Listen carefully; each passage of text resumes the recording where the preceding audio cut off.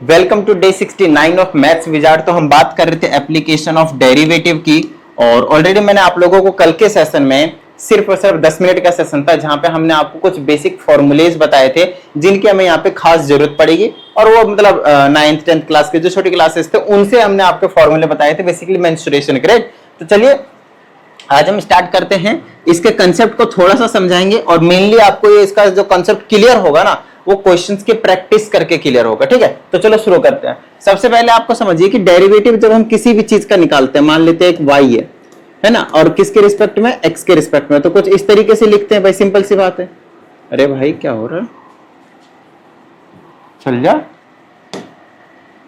Derivative निकालते हैं किसका, y का, विथ रिस्पेक्ट टू किसके, x के। तो यहाँ पे y आपके पास कुछ भी फंक्शन हो सकता है। राइट, अब मेरी बात ध्यान सुनिएगा, यहाँ इस y को ना मैं अलग अलग तरीके से रिप्लेस करने वाला हूं। देखिएगा अभी, अब ये काम नहीं कर रहा है। ठीक है, इस y को अगर मैंने ऐसा रिप्लेस किया, ध्यान से समझ, अगर ये समझ में आएगा तो बस बल्ले बल्ले, उसके बाद क्या तो कुछ टेंशन लेने की कोई जरूरत नहीं है। d अपॉन dx, अगर मैंने इस y का मुझे डेरिवेटिव निकालना है, but I am saying that this y is nothing but 7x square plus 4x। Got it? तो मैं इसका डेरिवेटिव निकालूंगा विथ रिस्पेक्ट टू x। बोलो हाँ या नहीं।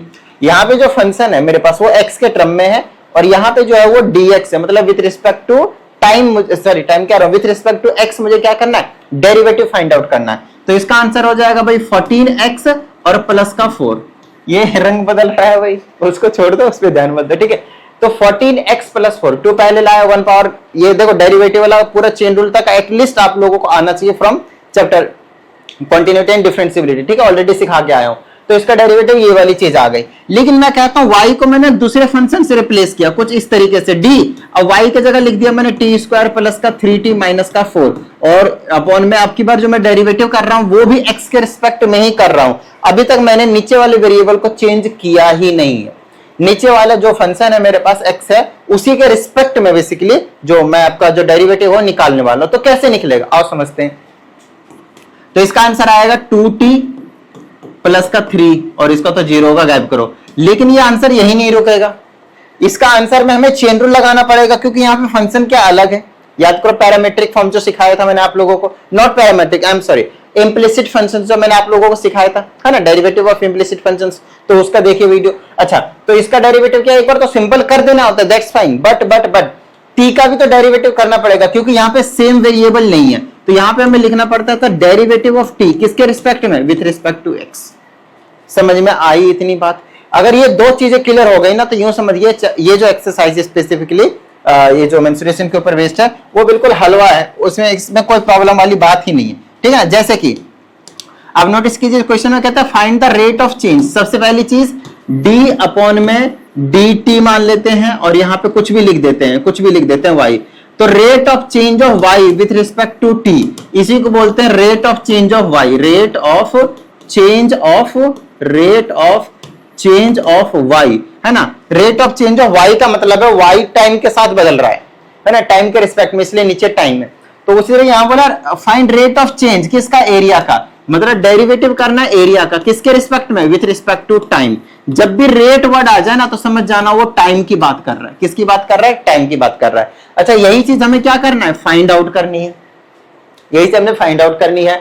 लेकिन कब फाइंड आउट करनी है, विथ रिस्पेक्ट, अच्छा एक चीज भी बता रखा है इन्होंने, with respect to its radius. Rate of change of बोल दिया, लेकिन बाद में इन्होंने स्पेसिफाई भी किया, डी अपॉन में dx भी रहता तब भी रेट ऑफ चेंज होता, मतलब टाइम के साथ कितना बदल रहा है, टाइम के साथ ही मैं इसको चेंज करवा देता, अगर ये इन्होंने यहां पे स्पेसिफाई नहीं किया होता with respect to its radius. ठीक है, तो मैं अब यहां पे टाइम के रिस्पेक्ट में इसको चेंज नहीं करवाऊंगा, किसके रिस्पेक्ट में चेंज कराऊंगा मैं इसको, with respect to its radius. तो dr लिखूंगा मैं यहाँ पे। क्वेश्चन को थोड़ा सा देखकर समझना पड़ेगा आप लोगों को, कि अगर रेट ऑफ चेंज बोला, अगर कुछ नहीं बोला तो नो प्रॉब्लम, टाइम के रिस्पेक्ट में कर दूंगा, बट अगर with respect to any function बोल रखा है आपके पास वेरिएबल, तो उसके रिस्पेक्ट में ही आपको यहाँ करना पड़ेगा। बाद में कहता है कब करना है, जब रेडियस आपके पास 6 सेंटीमीटर हो जाएगा। चलो उसकी कोई प्रॉब्लम नहीं है, बाद में देखेंगे, ये वाली चीज ना बात की होती है। यहाँ पे आप वैल्यू पुट कर दो d अपॉन dr, और ये एरिया की जगह क्या है भाई, पाई आर स्क्वायर। याद करो फॉर्मूला क्या है, पाई आर स्क्वायर। यही हमें फाइंड आउट करना था। इसका डेरिवेटिव निकालो, पाई तो एज इट इज रहेगा, 2 सॉरी आर स्क्वायर का क्या हो गया 2r।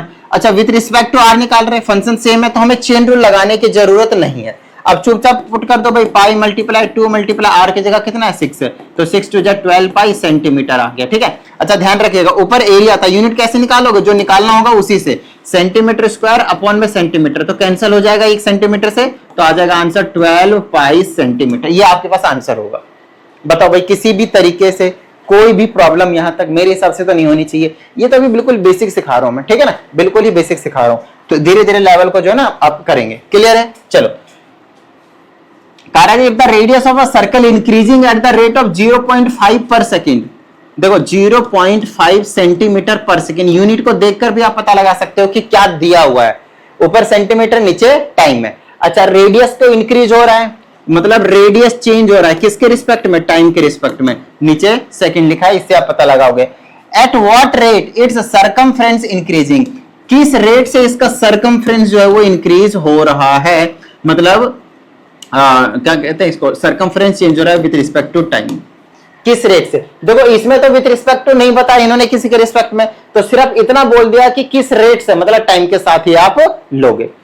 तो ये चीज हमें निकालनी है और ये चीज हमें गिवन है। अब ये चीज क्यों दिया है पता है आप लोगों को, ये चीज क्यों दिया है, सिंपल इसीलिए दिया ताकि आप इसका यूज यहाँ पे करोगे। जैसे कि सरकमफ्रेंस का फॉर्मूला देखो भाई क्या होता है 2 पाई आर, और विथ रिस्पेक्ट टू टाइम इसका डेरिवेटिव करना है, तो 2 पाई तो ऐसे ही रहेगा, आर का डेरिवेटिव 1 हो जाएगा। लेकिन यहां आर है और यहां पे आर नहीं है, टाइम के रिस्पेक्ट में कर रहे हैं, तो आर का डेरिवेटिव करना पड़ेगा चेन रूल के अकॉर्डिंग, तो D R upon D T लिखना पड़ेगा। क्लियर हुई। एक बार हम सिंपल डेरिवेटिव कर देते हैं, उसके बाद हमें ये जो नया वेरिएबल होता है जो अगर इसके टर्म में नहीं है तो हमें उसका भी डेरिवेटिव करना पड़ता है। तो ये हो जाएगा 2 पाई multiply D R by D T 0.5, तो ये हो जाएगा 0.5, पुट करा तो 5, ये तो 1 ही आ जाएगा, तो आंसर आया पाई। इनको मल्टीप्लाई किया, क्या आंसर पाई। अच्छा निकाला क्या है उसके अकॉर्डिंग ही आप यूनिट लगाओगे।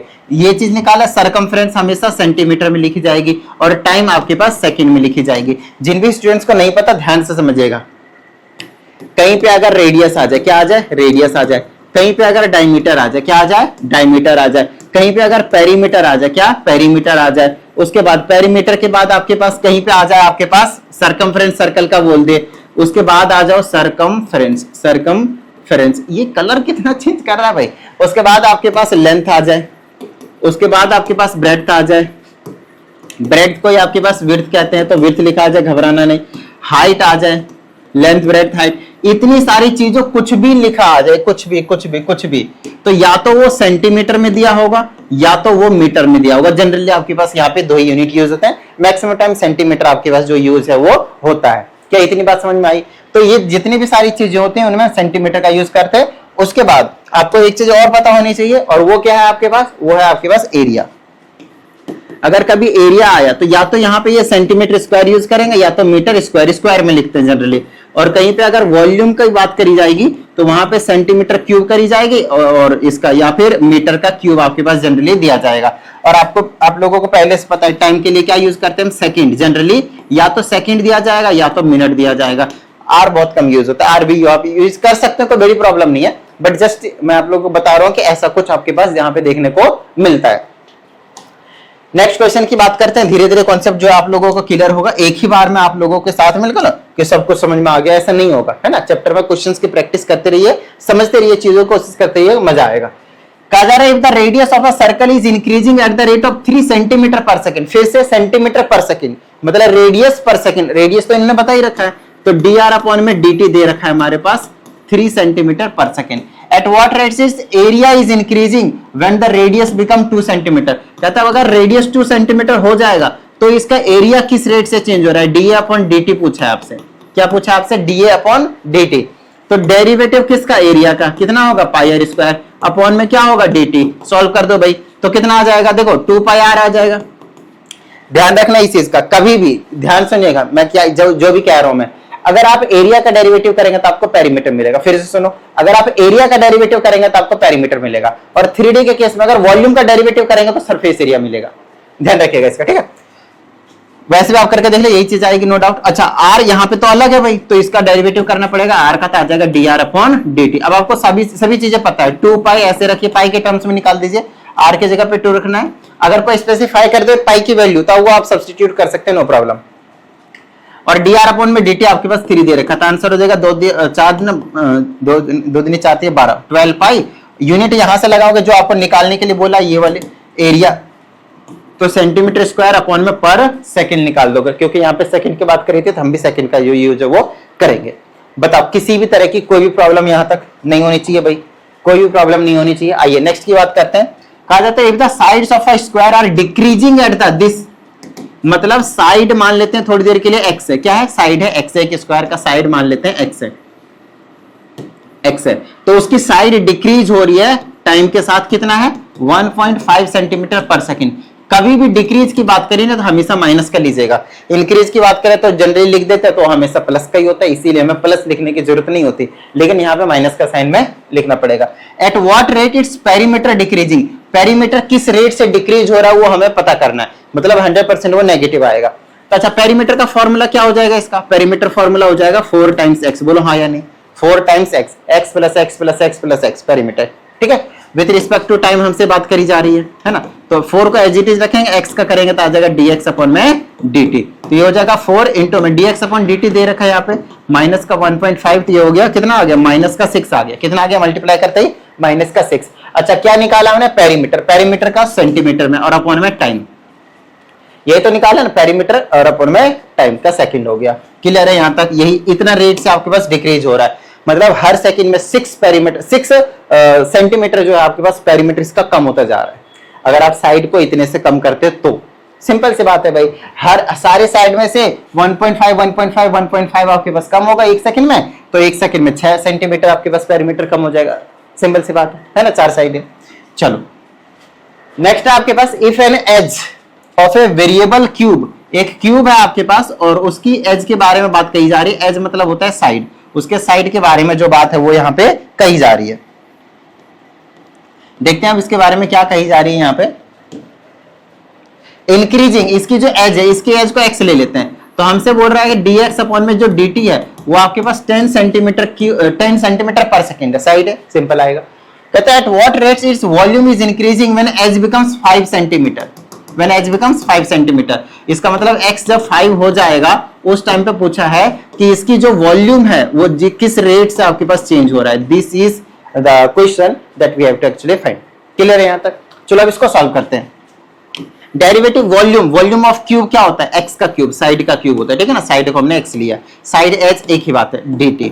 सॉल्व करते हैं, इसका आ जाएगा 3x की स्क्वायर, वेरिएबल डिफरेंट है तो चेन रूल के अकॉर्डिंग करेंगे तो dx अपॉन में dt आ जाएगा, 3 एज इट इज रखते हैं, साइड बोला 5 हो जाएगा और dx अपॉन में dt इन्होंने दे रखा है कितना है 10 है, ठीक है, तो 5 दिया 15 150 150, वॉल्यूम निकाला है सेंटीमीटर क्यूब अपॉन में टाइम, तो सेंटीमीटर क्यूब पर सेकंड हो गया, इन्होंने भी सेकंड यूज किया हम भी सेकंड यूज करेंगे, अगर ये मिनट यूज करते तो हम भी मिनट ही यूज करते। आई होप आप सभी को समझ में आ गया होगा। आइए नेक्स्ट क्वेश्चन की बात करते हैं। कहा जा रहा है spherical balloon has a variable radius, radius इसकी चेंज हो रही है, कहा जा रहा है find the rate at which its volume is increasing with respect to its radius when radius becomes 10 centimetre, रेडियस जब 10 सेंटीमीटर हो जाएगा विथ रिस्पेक्ट टू रेडियस बोला है तो volume, rate of change of volume आपके पास निकालना है विथ रिस्पेक्ट टू रेडियस, अरे भाई विथ रिस्पेक्ट टू रेडियस, ठीक है क्लियर है। तो वॉल्यूम का फॉर्मूला लगा दो, स्फीयर का क्या होता है 4/3 पाई आर क्यूब, नहीं भी पता हो तो इसका जो डेरिवेटिव आएगा ना विथ रिस्पेक्ट टू रेडियस करने के लिए बोला तो इसका सरफेस एरिया आ जाता है, तो अब करके भी देखेंगे तो 4 पाई आर स्क्वायर आएगा, नहीं तो सरफेस एरिया यही होता है, याद रखना है, ठीक है। 4 पाई इंटू में रेडियस की जगह कितना बोला 10, 10 का स्क्वायर कितना हो गया 100, तो ये हो गया 400 पाई, और 400 यूनिट क्या लगेगा वॉल्यूम, दिस सेंटीमीटर क्यूब है अपॉन में सेंटीमीटर, कट जाएगा तो क्या बचा सेंटीमीटर स्क्वायर, तो ये इसका आंसर हो जाएगा।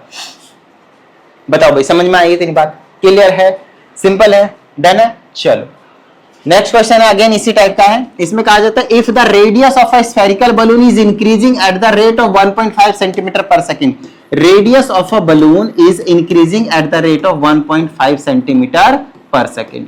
फिर कहा जाता है at what rate surface area increasing, जब रेडियस 12 हो जाएगा, तो रेडियस अगर 12 सेंटीमीटर हो गया तो सरफेस एरिया किस रेट से चेंज हो रहा है, ये चीज हमसे पूछी गई है। चलो कर देते काम, सरफेस एरिया का फॉर्मूला होता है 4 पाई आर का square, with respect to time इसको क्या करना है डेरिवेटिव निकालना है भाई, विथ रिस्पेक्ट टू क्या करना है भाई, इसमें हमें डेरिवेटिव निकालने के लिए बोला गया है। ठीक है, कर देते हैं काम। 2 पहले आएगा तो 8 हो जाएगा, 8 पाई आर हो गया, और फिर आर का करेंगे तो डी आर अपॉन में डी टी। 8 हमें पता है, पाई हमें पता है, आर की वैल्यू उन्होंने 12 दिया, डी आर अपॉन में डी टी आपके पास 1.5 दे रखा है। ठीक है, तो इसको मल्टीप्लाई करेंगे तो कितना आएगा, 18, 18 × 90, 18 छक 118, 126, 18 144, 144 पाई। यूनिट क्या लगेगा, क्या निकाला, सरफेस एरिया पर सेकंड, तो सेंटीमीटर स्क्वायर पर सेकंड, सेंटीमीटर स्क्वायर पर सेकंड, यही चीज हमें यूज करनी है।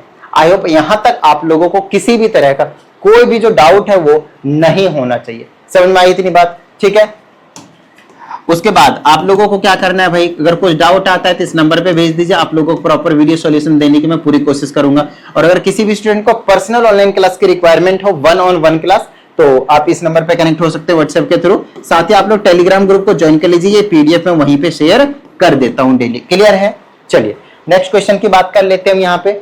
जैसे कि ये वाला क्वेश्चन है, ये क्वेश्चन बिल्कुल सेम है पीछे वाले की तरह है, और ये जो क्वेश्चन है वो आप लोगों के लिए होमवर्क है, और इसका आंसर आप लोगों को क्या करना है, कमेंट बॉक्स में देना है इस क्वेश्चन का आंसर। क्लियर है? यहां तक डन है? बस एक क्वेश्चन आप लोगों के लिए और कुछ भी नहीं। डन है? अगर ना प्रॉब्लम आए तो जो भी नंबर दिया उस पर आप कनेक्ट हो जाइएगा, सॉल्व करवा देंगे। चलिए उम्मीद करते हैं आज के सेशन में सभी चीजें आप लोगों को क्लियर हो गए होंगे। मिलते हैं कल के सेशन में, प्रैक्टिस करते रहिएगा। जय हिंद।